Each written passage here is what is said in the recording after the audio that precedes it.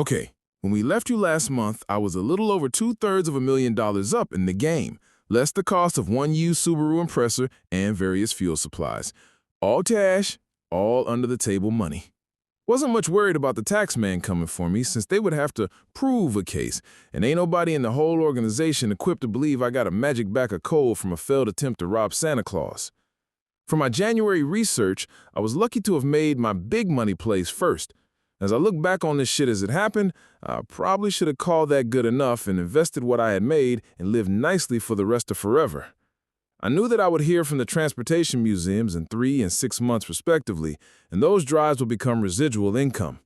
They were primarily buying fuel-grade anthracite that I couldn't sell to industry for the reasons that the initial and continued shift from coal was a cost and transportability thing.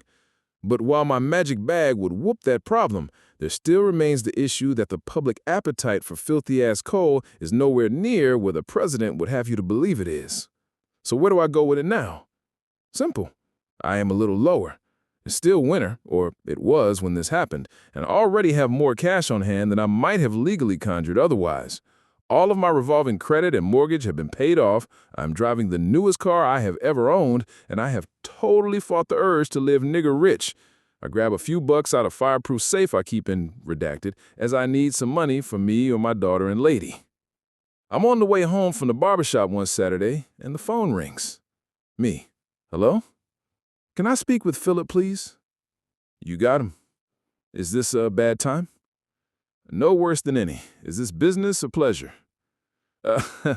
It's business. Basically, I was good because I have a list of people my lady might murder otherwise. Well, basically, I was speaking to a buddy in Pennsylvania you did a favor for, and I'd love to call in one of my own. Look, please tell the federal agent watching my line that you want to buy coal and not blue meth. I don't need those kind of problems in my life. Wow. Yes. Wow. So, yeah, I run a very small steel company, and I am getting murdered on the price of coking coal, and would love to pick up a few tons of that stuff you have. Did your buddy discuss my prices? Approximately 1/2 market rate by the short ton? You got it. You know I'm not able to fly with this, right? As uncanny as it sounded, I have witnesses to the validity and understand. So where are you located? Just outside of a little city named Athens in Ohio. Is that a problem? 5-hour drive? Hell no, that isn't a problem. Nice. I understand we have a time crunch. I only work every other week and need to not be away from my home more than 4 days, or my lady will murder my face. I need to be home for a special delivery by Sunday at 3, or I will murder your face. Understood. My guys shovel it all? Yes, I'll leave my house Monday at 3 a.m. I should arrive about 8:30-ish. Don't you want to know how much I need? You know how much money you got. You can get all you need and are willing to pay for it. See you Monday. Deal. Well, it looks I have a home for this especially filthy bituminous after all, no? I sent Ava on with her mother Sunday afternoon, and I hit the road early in the morning after kissing Mimi in her cheek in the sleep.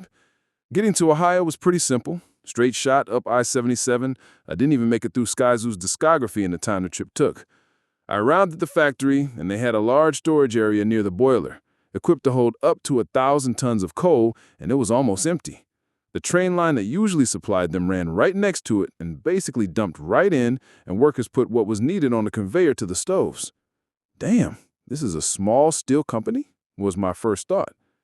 Rather than work the shovels manually, his guys worked the bag with bobcats, 3 of them in concert, back and forth between the bag and storage space. They break for fuel, and 3 new operators came to work to unload.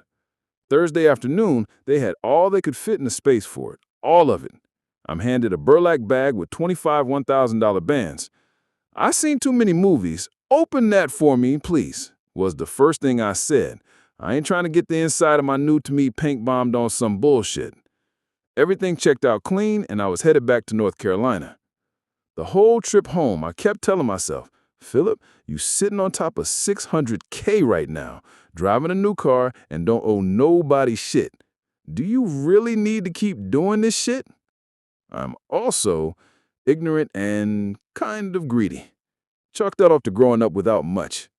I'm gonna take every call that comes in and try to make a buck off it.